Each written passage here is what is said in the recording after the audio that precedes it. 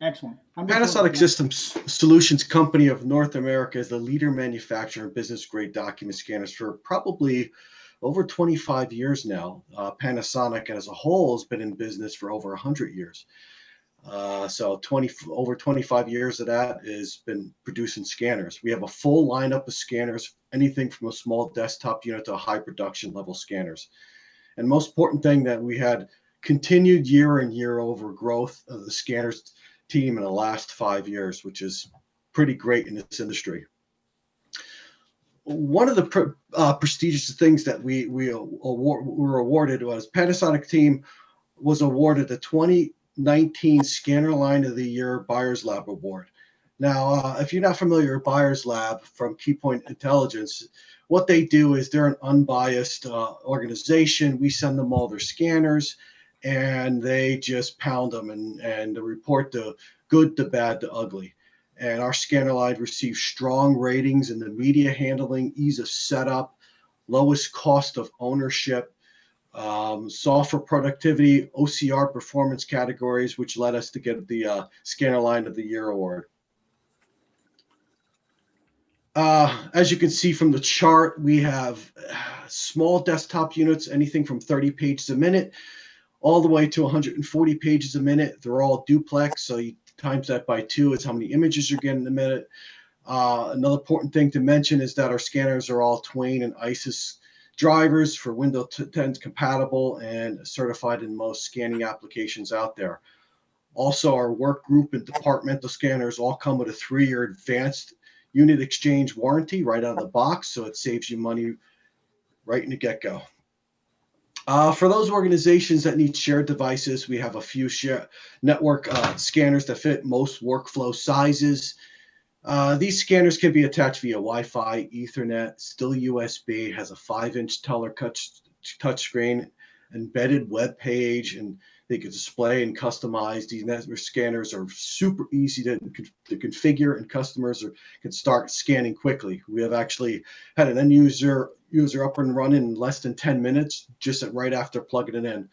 One more thing to mention, we just introduced a new scanner, a 5078Y, and that one is a 120 page a minute scanner, but it also has an Ethernet capability as well. So that's one of the fastest scanners on the market today that you could hook up to the network. So when thinking about digitizing your documents, one decision you'll have to decide is where we're going to store them. So we find most organizations are moving to cloud storage. Everybody's going to the cloud. In some cases, starting a new problem. As we're seeing, cloud storage and egress fees are rising and becoming more of a commonplace in the industry. One of the most major issues we're able to solve is reducing cloud document storage costs and egress fees well over 50% with our Panasonic Premier OCR and compression technology. This middleware application is very easy to use and configure. And basically all it does is configure document files up to 90% without any image degradation, and also converts them to fully searchable PDFs. This cost savings is a lot. We've seen a lot of ROIs on this, and it can be reallocated to help funds other budgets and projects, possibly adding more Panasonic gear. So that's it for me. Just wanted to take this opportunity to thank ARMA to invite me to speak to all these great folks today. And if anyone is interested in learning more about Panasonic solutions and products, please reach out to me anytime. That's my cell phone number. It's at my hip at all costs. Jennifer Hansen's the inside sales rep, so if you can't get a hold of me, she could jump on any questions or any things that you may need. And that's it for me. So I'll just give it back to you. Sorry, my phone just rang. Thanks very much, Brian. Now everyone knows my ringtone. Don't worry, be happy. I'm going to turn this over to Colin. And Brian, if you mind not sharing your screen. There we go. Perfect. Get all the pretty faces back. Colin, all you, bud. Great. Thanks, Mark. And thanks, everyone. Good afternoon. I'm sure like most of you, this is my first Zoom meeting, so bear with us. That was a joke. So hopefully everyone got that. So really excited about today's presentation and our panel. So I wanted to get things started. Give our panelists a chance to introduce themselves. Why don't we kick it off with you, Donda, and then go around the horn.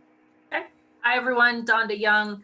I have been in the industry a little over 20 years, worked in compliance, privacy, and information records management within a large insurance organization for many, many years. And then about 5 years ago, I flipped that switch and said, hey, let me take those skills over to the vendor side, and worked for IBM for 5 years, and now gainfully unemployed at the moment, and searching, but that's okay.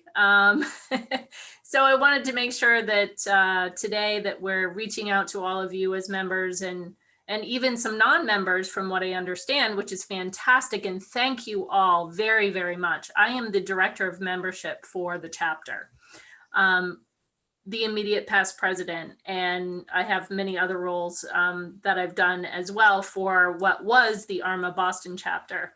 And I can't thank all of you enough for being here as members and as non-members.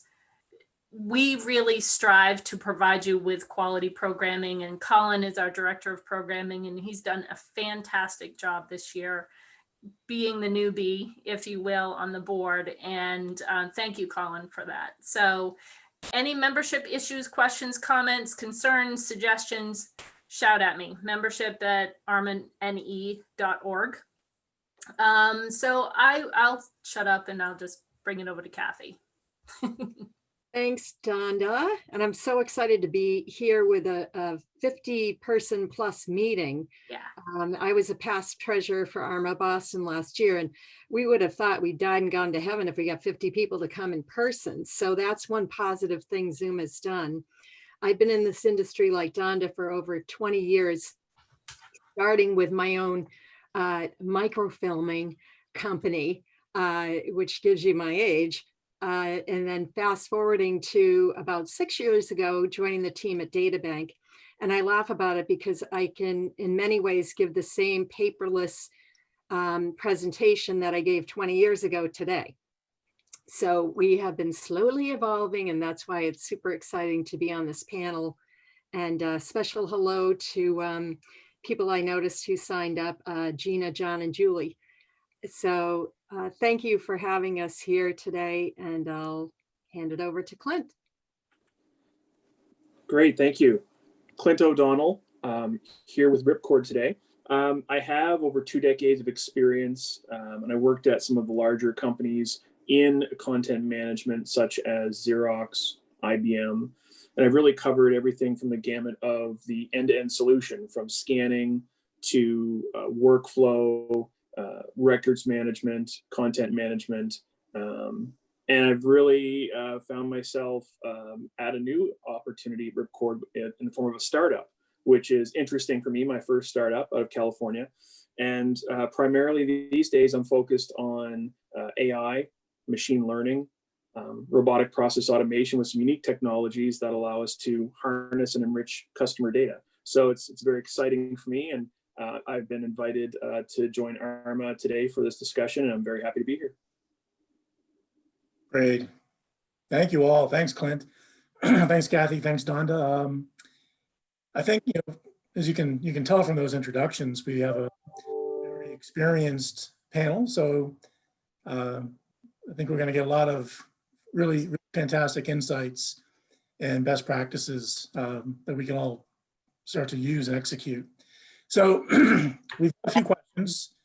The first question is to the panel, and we'll start with Kathy, and then we'll move to Clint and have Donda back clean up this first question. So I've thrown in 2 baseball references already. First question: what should someone be thinking about when considering a digital transformation, and what would be some tips, tricks to help them get started? Kathy. Thank you, Colin. So my opinion is that digital transformation is a journey. There are strategic steps that you have to take that are geared toward streamlining process, saving time and money. COVID has been a force multiplier, I think, for all of us in every industry to create those paperless environments so you can have remote access to your important documents. So in getting started, you need to think about your business goals and your business culture regarding digital transformation. It's likely you have a priority project in mind, somewhere where there's a bottleneck business process that may be paper and labor intensive, and that can be easily prioritized as a starting point. But the key is to pick projects, show success, get user adoption so you have those internal champions, and then continue down the path of automation. And to get started, I think you have to take a step back and lay the process flat with a mapping tool, whatever you like to use. We use Nintex, Visio, whatever you have.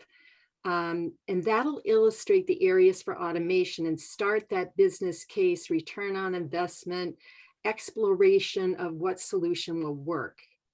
So the other recommendation is try to pick solutions that leverage what you have that you like, and provide a platform for your future automation projects. So with that said, Clint, do you want to go next? Sure, definitely.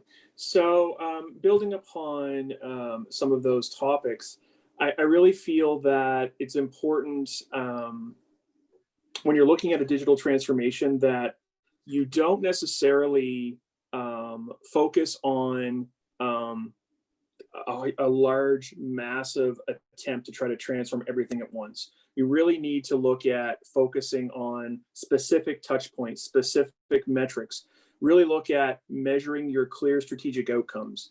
If you can't map the reasons why you need a digital transformation strategy, you need to stop and you need to really do that deep analysis to understand what are our goals, what are our business pain points, what are our initiatives that we're trying to really accomplish, and try to map out those clear strategic outcomes. You need to understand throughout the organization what those goals are, and make sure that you're involving everyone along the way, trying to make sure you get buy-in at the top, but also listening to your employees who are actually doing the work in front of the customer, whether that's internal customer, external customer. Really about measuring people transformation rather than just digital transformation.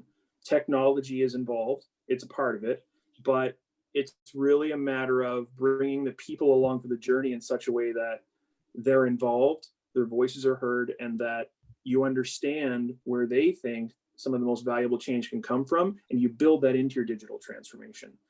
And don't try to change everything at once. I think one of the key mistakes that people make is trying to change everything all at once. I think you really need to measure one transformation at a time. You really have those focused metrics and those outcomes. You can learn from success, but you can also learn from failure. And it's important to kind of really keep that in mind, I think, when you're looking at parts of the business, whether it's customer experience, external, whether it's operational, internal. Really kind of looking at enabling your organization to know those metrics they're trying to hit and try to find out those key success points along the journey. Yeah, I think that's really great advice, Kathy and Clint.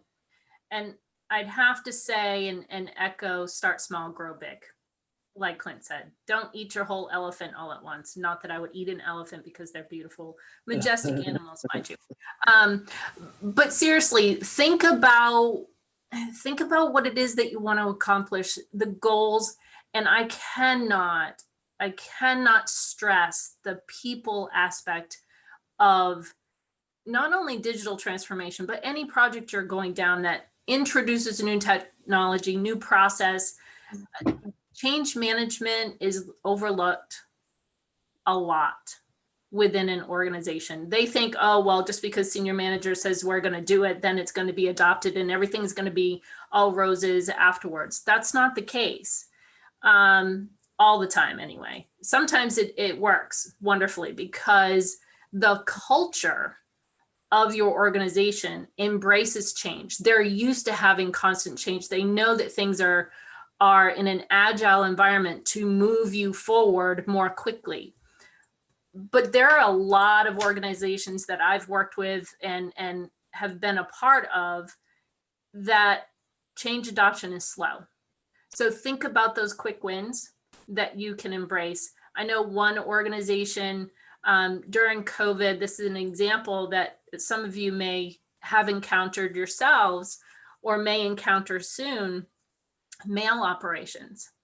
Mail was coming in, limited amount of individuals working, scaled back resource there, but they had to do some scanning for a law department within their law group, because those folks were working from home. So they had to come up with a strategy on, well, how do I get this mail to our legal team? And they came up with a version of, what we're going to PDF it and then we're going to put it out on SharePoint in a repository that's very specific to that group. Those are just tiny little examples of what they've done. Now, is that part of a true digital transformation strategy? No, it was an on-the-fly opportunity that they had, but they met the need for their internal client. And so really have those conversations with your business. I get senior leaders want to move things forward and fast and within time and budget, understood. But if you're not talking to the people on the ground that are actually doing the work, like Clint said, then you're doing yourself a disservice and those individuals that have to work with that product, work with those clients, internal or external, and those processes, because you're not including their voices. And I cannot stress, you need to make sure that you are embracing the holistic culture of your organization. Now, again, start small, start with a small group, get your win, get your success, and then market that success internally. Look what we did. The mail operations did this for the legal department. And now we can take and expand upon that quick win and move it into another area within your organization. Yeah, excellent points. I'd like to maybe drill in just a little bit further into that, really more around, so if someone's in the position where they need, or they're trying to get executive buy-in for this kind of effort, from your experiences, what are the drivers? What are the value propositions that are most successful? For example, it could be access to the information, maybe one. ROI could be another. Maybe risk mitigation is. I'm sure there are others I'm not even thinking of. Just curious to hear what the panel. Yeah, Colin, I think all of those are certainly some catalysts there and opportunities. As far as gaining the buy-in, I've worked very closely with our privacy organization when I was in the insurance industry. They are a huge advocate for making sure that private data is secure and also making sure that it's tagged in a way that it can be found. So search is a huge thing. Access is a huge thing. And if you can find a small department or a small initiative that tags on to meeting a privacy need, because you're going to get your CPO, Chief Privacy Officer, on board with that particular initiative. You're also going to get your general counsel, if you have one, on board with that same initiative, because it's a search and discover aspect of that initiative to find those pieces of information, whether it be PII, PCI, etc., but also just the information from an e-discovery perspective. And I know we in our world of IG have talked about the scare tactics. Well, if you don't, then, it could be discoverable, and, there's the risk issue, and there's not meeting your requirements, etc. those are all well, good and fine. And yes, some of those scare tactics will work. But if you come from it from an operations perspective, from a search findability, making those things quicker, faster, more efficient, then you're gaining those other things on the other side anyway. So think of it from that perspective. That's Kathy or Clint, anything? Yeah, I would add to that, Donda. Those are great points. And I saw a big shift with our new COVID environment on the drivers. You know, return on investment, show me where the money is going to be saved is always a factor, but access became the immediate #1 priority. For example, in schools, the admissions process, they said, we simply don't have people on site. You know, we need to automate everything, get in the documents, scrape the data off and kick off a workflow without touching a piece of paper. And it goes back to what Donda mentioned about the digital mailroom. That just is a boom right now because the traditional mailroom has gone out the window. There's no one to physically handle the mail, relevant mail, or mail that's pointed towards, say, an accounts payable function or human resources. Sometimes that's easier to deal with, but the overall other stuff has been a big deal. And companies have been reactionary to say, okay, let's keep it simple. Let's just scan everything into a PDF, and then we'll have someone electronically go through the mail as they traditionally used to do. Now, is that a great system? I don't know, but it definitely works today to fit the need, and that may kick off the transformation for that particular company. So the drivers are all over the place, but I would say access has become the #1. And the other thing too is a lot of times companies were so intimidated by this complicated, expensive analysis to try to figure out, where am I going to get is it worth it? And do we want more change? We're all so sick of change that I know we're all giving each other the cheerleader, you know, buck up and embrace it, but it's hard. And I've seen companies stay with crummy systems so they don't have to change. So again, I've seen the flip in this new digital environment of the reactionary, I have to change. So what can I do? So that's been my take on the shift in the driver in today's world. Yeah, and I can add a couple of comments there too. There's really a short term and a long term that's developing because of COVID and because of, you know, our current mindset that's changing. They say that based on the pandemic and kind of the shifts that have occurred, we've accelerated 20 years.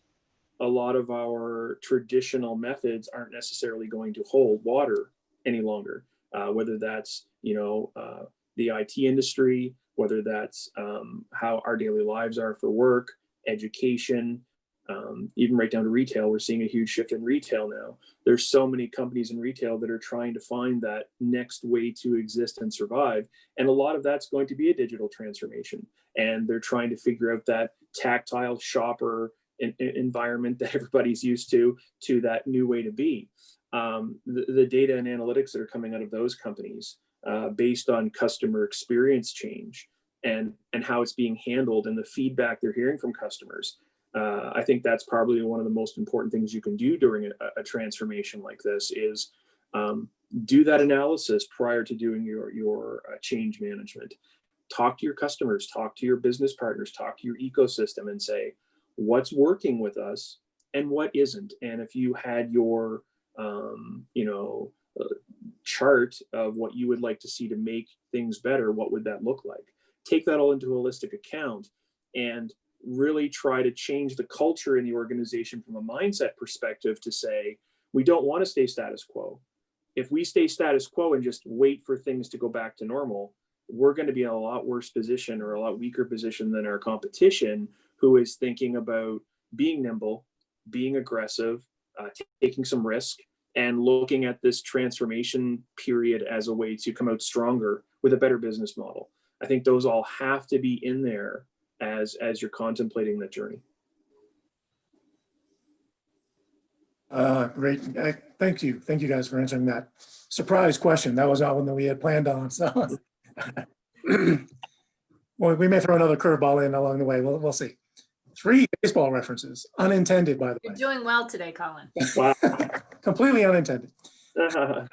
So our next question, thinking about the conversion of physical documents to digital.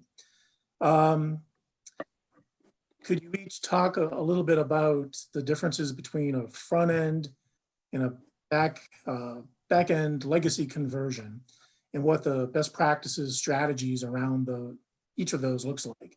And we'll start off with Clint this time. Sure. I'll tackle backfile first. So, and maybe step back to the holistic comment first. So it's really about what you're trying to achieve as an organization and where you're at in your current lifespan.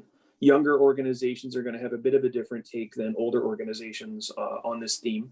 And it's going to vary by type of business you're in, and it's going to vary by type of documents that are involved. But from a general perspective, backfile needs to really consider a few different things. You need to take the legal aspects into account, where you are and what the legalities are of where you're at. Your organization may have a retention or file plan of let's just keep everything, which is a bad strategy. But that's the way a lot of companies have been typically, and they end up with 50, 60 years of data that's trapped on paper, sitting in warehouses or offsite storage or your Iron Mountains and what have you. And they're paying large amounts of money to store trapped data that they can't really access. It doesn't make sense in our world today. It used to, but it doesn't anymore. And so you really need to take into account, what are my legalities? What do I have to keep? What do I have to keep with a plan? And what can I let go of? And letting go sometimes is necessary, and sometimes it's actually beneficial. Necessary from, we don't need this data. There's no sense in us holding on to it, paying the cost of maintaining it somewhere. But the nice to get rid of is defensible disposition. That's something that people really need to take into account. Sometimes it's not in a company's favor to keep content around where a request can be made, and because they're legally holding onto the paperwork, they have to produce it and they have to do all of that, versus saying our 7 years ran out on that contract type. We no longer have data going back farther than that. We have nothing to provide. And it really kind of protects you from an organizational risk point externally from a legal request. And really kind of thinking about what do I need to bring with me? What do I need to leave behind? What are my goals around the dark data that's trapped? What kind of analytics or information do I really need to capture? And how does that inform a better business decision once I have that information, once I have that content scanned and analyzed and at my fingertips, and I can now report on it. I can now feed it to an analytics engine. I can now look at those initiatives by department, which all may be different in terms of a backfile need, right? The accounting department may only want to go back 7 years on contracts, and 7 years plus one on invoices from a vendor, and so on, whatever those specific company initiatives are. And they may only need that much data. They may only really need the last 3 years of data inside of their current production platform. So maybe you have a backfile and a production split. There's all kinds of questions there about your architecture and how you want to plan that out. And finally, the user experience around that backfile data. What are you trying to accomplish for the users? What are their needs? Take that into account and say, what is the important data you want at your fingertips that we need to harness from that old documentation and make available to you so we can, move forward as an organization. From a day forward perspective, it's a bit different because it's real world and it's now, and your workflow and business processes that are happening are different in 2020 than they were even 5 years ago, 3 years ago. There's change management happening. There's lessons learned, sometimes painful lessons that adjust. There's the other side of that where things aren't documented very well, and it's really not known how that paper gets from A to B to J. There's missing holes in there from an upper level perspective. So it's really going to require a different kind of project, a current state mapping, an understanding of the organization with parties involved. Like I said, involve the knowledge workers, the people that are doing the work, get their insights on where you fall down. understand that there's a manual stamp going on that document as it handed off from one desk to another. And we all have to take all that into account. How do we make that digital? What's that transformation look like? How do we transform that to a future state workflow with better business practices? What technologies are we going to leverage to do that and give us that ROI we're trying to achieve for faster time to X model, or faster or shorter time to Y payment, or whatever those metrics are you're trying to hit. Kind of, you're going to need to create that map for the day forward, and those schemas or those data models need to align with that data so that you can take it all into account. And I'll stop there. Great. Well, Kathy, you want to pick up? Sure, I'll pick up from there. For me, I am such a geek. I love seeing a warehouse full of boxes or walking into an office and it's lined with filing cabinets. The messier, the better. That just gets my blood pumping. So this is one of my favorite topics. That said, Clint, you did a great job describing, and I'll start the same way, the back end or backlog projects. Pretty straightforward. It's scanning legacy documents and using those digital files for online access. And there are different business reasons to do that. We've covered that pretty thoroughly. But the idea is you need to keep the documents. You've determined that they have value to your organization, so you got to scan them. So you capture them in, being thoughtful about the front end or day forward solution that you're going to implement to get that paperless environment going. And that day forward automation creates that paperless process from start to finish. So a couple examples that are common no matter where you're working are accounts payable invoices. They come in electronically and with paper. You need to keep a picture of that invoice, but scrape the data off to kick off the approval workflow. Another easy one is contracts. This is even more fun because you can create an e-form for an electronic contract right out of the gate. You scan into that electronic contract file any electronic born documents or paper born documents. And then when it's ready, you can stamp an e-signature on it digitally. And that's a paperless front end solution example. Another easy one is the student admissions process, where documents and electronic and paperborne are coming in for that student's file. I think we can all relate to this one. And that student, the minute they press the send button, they're waiting to see, did I get in? So it's the best and worst time of their life. Mm-hmm. And our job is to shorten the amount of time it takes from all that information being submitted to that decision process. So that's another example of that front end automation. You just compile the paper, electronic born documents with some e-forms maybe and a workflow. That does the trick. That's awesome. Awesome. Thank you. Donda, what do you think? No, I think they've covered it. I mean, I would just say prioritize. Either with front end or back end, prioritize where's the greatest need and value that your clients, whether internal or external, are, so that you get that quick win and can roll that out to your other portions of the organization. Great. I want to circle back to something I think each of you has referenced already, and that's the importance of culture around a digital transformation. So maybe you expand on that a little bit more. What you see are the benefits of that and the elements of a strong, successful culture. Donda, do you want to? Sure. Start? Yeah, Thanks. absolutely. It's kind of one of my passion areas. It's been interesting the last couple decades that I've been in this industry, and the one resounding two things that continue to be the roadblockers in any project. It could be a process project, it could be a technology project, it could just, you name it, small, big, enterprise-wide, is communication and change management.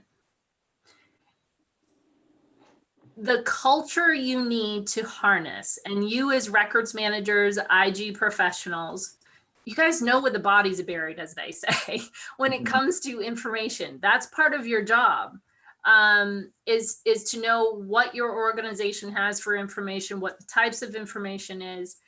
You as individuals have already, think about this, you have already made those business connections. You are that conduit between the business and between IT. Now, I know some of you may not have had exposure necessarily with the C-suite. Make it. Make friends with them. They're typically open, get on their calendars for 15, 20, 30 minutes if you can get that long, and just introduce yourself. I know that for a lot of introverts, that's challenging, and I tend to be more of the extrovert with a little bit of introvert blended in there. But I had success when I was a practitioner in making those connections and building that culture of communication with those organizations, and bridging the gaps and getting those people either in a Zoom call or within a room and say, hey guys, you have this initiative going on, you have this initiative going on, and we have this initiative going on. And we're all trying to tackle some of the same type of pain points. You can be that conduit. You can elevate yourself within your organization to not only be a records manager or an IG professional, but be that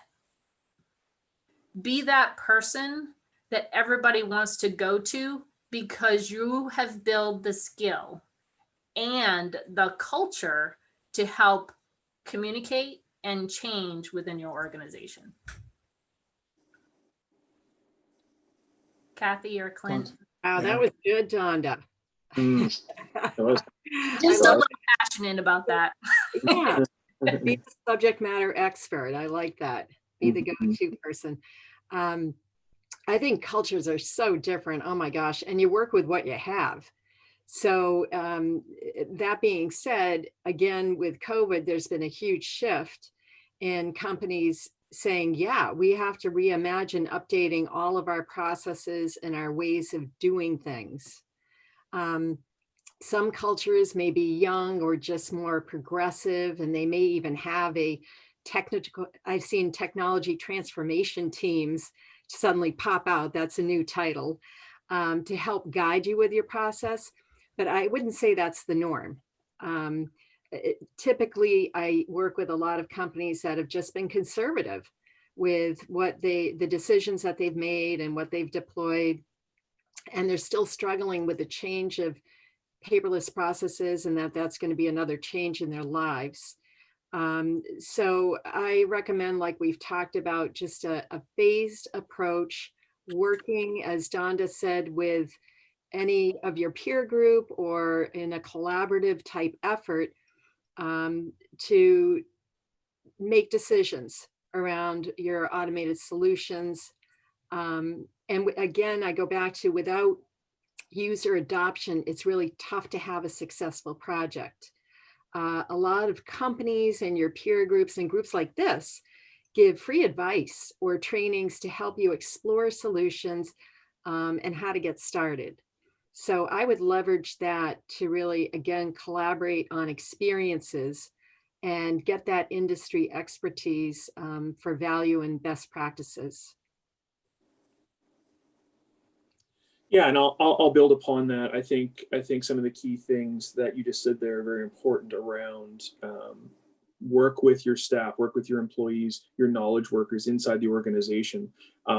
Sometimes when companies decide to do a digital transformation project, they don't have a clear sense of what that mission is, or what those that vision, overall vision, is supposed to be, because they haven't done their lessons learned internally.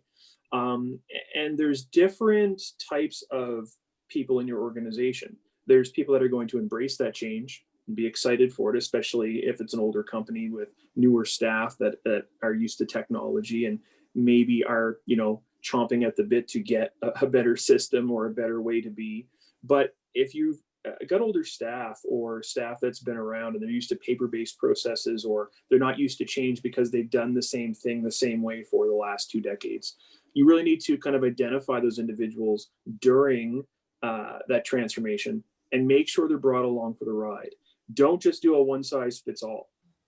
If you do a one-size-fits-all, you're likely to have challenges and potential failure.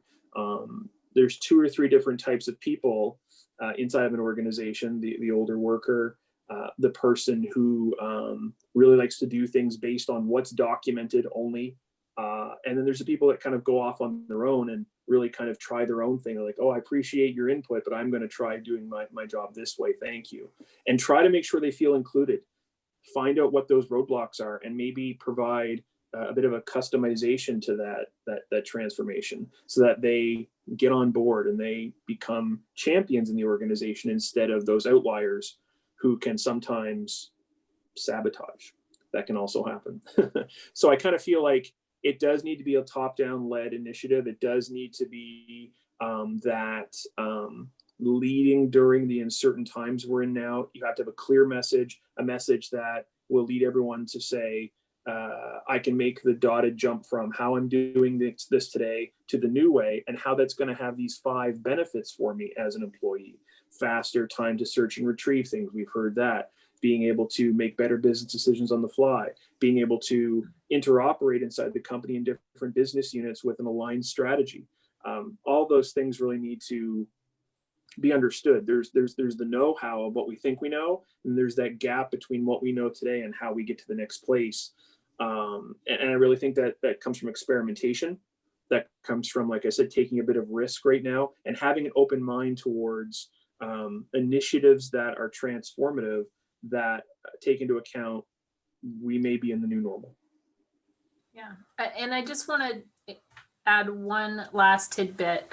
And this really comes from my last 5 years of experience within IBM, which was an excellent opportunity if you want to understand a culture that's so broad and international. You get to work with so many different layers and true cultures within our world. And if you have a company that works internationally, don't forget your other people within the other nations. They work differently, they communicate differently. So don't neglect that aspect of it, because their input is equally valuable, and they have probably come up with processes or ideas that could help you get through some hurdles that they may already be doing, but just hasn't been, again, communicated out across your international organization.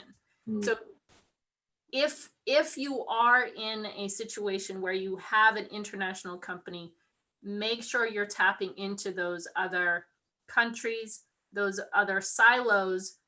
Just because you're here in the States, and I know a lot of us are, don't forget that, because that truly is important, because you're going to not only make the connections that you need to make and expand your own network internally, that could end up being external as well, but it does allow you and them to make a partnership and expand upon ideas, thoughts, ideation, you name it. And it's just an awesome opportunity.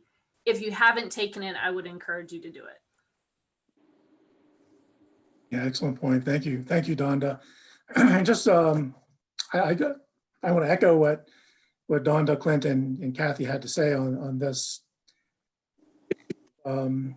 It couldn't be more important to the success of a digital transformation, or frankly, any project, as I think, Donda, you were alluding to.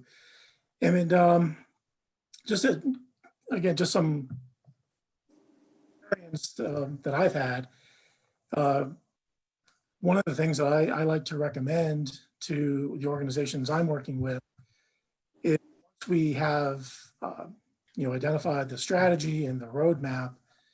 The execution of that works really well from a change management and communication strategy to have it as a campaign. So what I like is involve other groups, especially marketing, because they have all the good ideas around that. I don't. So I like to bring in those folks and try and get very creative around that. So it's selling it to people, getting them interested, right? And then on the communication piece, again, just align the communication with your roadmap, with your strategy. So what communication, what the content should be, who it should come from, when it should be sent, and how to distribute it. I think those are all just really, really important things to be thinking about. So I know we've got less than 10 minutes left, and Mark is the chat meister. Do we have any questions for the panel, Mark? Not so far. I've been busy chatting with a lot of different people. Okay. Of course you have. What? No questions. I will, by the way, because someone did ask the question about the session. It will be recorded. It will go to our website. And the cartoon I had up there before on digital transformation, which I love, I will make sure I add that as well. Excellent. So if you guys do have any questions, if you're too shy to, be on camera and say it out loud, please feel free to put that in the chat. We wanted to make sure that we allowed time at the end for you as members to have the opportunity to ask questions. So maybe while people are grinding through their brains to come up with the questions or the guts to ask them, maybe talk a little bit about it's been a common theme, I think, through all the answers to each question, and the common theme being COVID. Is there anything else, Clint, Kathy, Donda, you think you'd like to add how COVID has impacted digital transformation, and what you, even looking ahead, what you think has this been a permanent change, or what do you think the future looks like? It's permanent. I don't think I think this has been a catalyst for change for companies. I think it's it's sad that we have had across this world to go through this, but it has lent to a different thought process for a lot of us, even as a chapter. Here we are, we're doing our events virtually through Zoom or any other type of medium, so that we can make that outreach to you. So I think companies that, like Clint said multiple times, if you are not embracing this opportunity to change, then you're going to be behind the times. And I know that change is really hard. I struggle with it myself sometimes, but if there's ever a message that you can give even to your kids, is change is growth, and it allows you to develop your skill, your just your mindset changes when you allow yourself to change. And I think companies' mindsets have changed because they were paper-based, or they were partially paper-based. We would create electronic forms. Uh-oh, Uh-oh. frozen on a really good thought. Yeah, really Right. cold up in Maine. I think I can end her sentence for her, though. Go for it. Nothing like a good pandemic to illustrate the need to give remote document access to authorized people, no matter where they're located. That's really what it drills down to as far as today's priority. So pick your spot to get started. There's been a dramatic uptick in the use of digital technologies to reduce the face-to-face interactions. Case in point, what we're doing here today. And companies that were more digitally mature, we'll say, have had less disruption.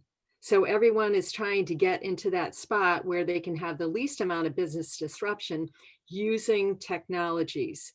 And I think too that it's unearthed trying to get rid of siloed decisions, reactionary technologies that we're stuck in, and create more of a systematic structured environment that everyone can use to leverage their projects and continue down that. We keep talking about the journey, and it really is a journey. You know, you have a roadmap, you change it all the time, given what the priorities are at any given moment, but continue using that as a way to keep the transformation going.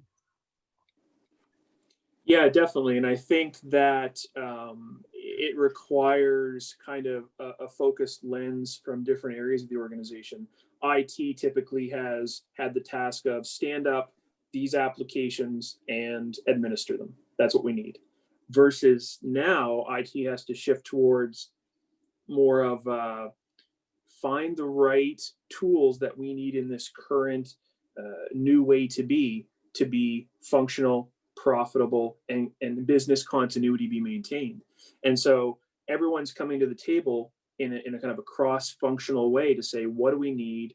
What would make our job work? How do we adapt to the home office? How do we put an initiative into place to get the data that's now trapped in our office into this digital platform so that we can access it? And really try to figure out what a short-term disruption model means to the company and how they address that 30, 60, 90 next year to the longer term. The lessons we're learning now, do we want this as a permanent culture shift? Our employees, as you see across many metrics that are being put out, employees and organizations are proving that not only can they do their job remotely, but they are thriving. They've embraced this change, and they've got the ability, given the right set of tools like Zoom, like online learning, continuous learning, making sure that that touch point is available with those individuals in your organization that you need to interact with on a daily basis, and forging ahead. They're finding that their customers are embracing the same message. They're also going through all this pain, and so people can identify and empathize. And so everyone understands that the new normal comes with some bumps, but if you're showing you're proactive and you've got an alignment from IT and the C-suite on down to at least be supportive of a short-term culture change with an eye and a lens towards a long-term culture change, all those things are important. You may not have had a digital transformation strategy plan for 2019 or 2020, but maybe you have to go through one. Great points. Yeah, thank you, Clint. Thanks, Kathy. Mark, do we have some questions? Sorry, had to take it off mute. Yeah, there's a lot of discussion going back and forth, and I don't think we can get to it, but Ruth, thank you, Ruth. There's been a lot of questions about how this could affect the field of archives, that is digitization. Meg, great point. Meg says, I think this is affect the field of archives in the sense that artifacts will be going digital instead of physical. Chris, good point. Obviously, NEA, New England archivists are probably having those discussions. And then other people are starting to jump because they have a 2 o'clock meeting. So that's the chatter. I mean, it's been very, and there's a lot to everyone. There's a lot individually, but it's been great. But no real specific question that I think is going to take 1 minute to answer, Colin. Fair enough. I wanted to share, if we have time, just one thing, because to me, it's really was remarkable to hear. It, of course, relates to COVID and digital transformation. There was a conversation I had with a CEO of a very large company earlier this year. It was around May, June. And the crux of it was the statement he made that has stuck with me is we were talking about helping them with a strategy around transforming to a digital environment. He said, you know, we would never have this conversation 5 years ago, 5 months ago, we wouldn't be having this conversation, but things have changed so radically. The entire leadership of the organization had a meeting and they said, we need to change 185 years of culture in order to remain competitive. So that to me is a pretty big statement to make. Sounds pretty permanent to me, and to the points you guys made. You know, things are changing. This is an opportunity for everyone to change as well. So hopefully we gave you some ideas, some best practices, things to think about. And thank you all for that. Thank you, Clint. Thank you, Kathy. Thank you, Donda, wherever you are. And thanks everyone for joining. I'll kick it back to Mark. Yes, thank you, everyone. I think that Tim Fullen said it best on the chat. Be on the lookout for invites for our next meeting on the 18th of November with Julie Colgan and John Naziza. And thank you for everyone coming out all over the country, and including Kat.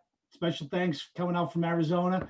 You know, that's it, and her and I were having a private chat. That's what's awesome about this whole thing.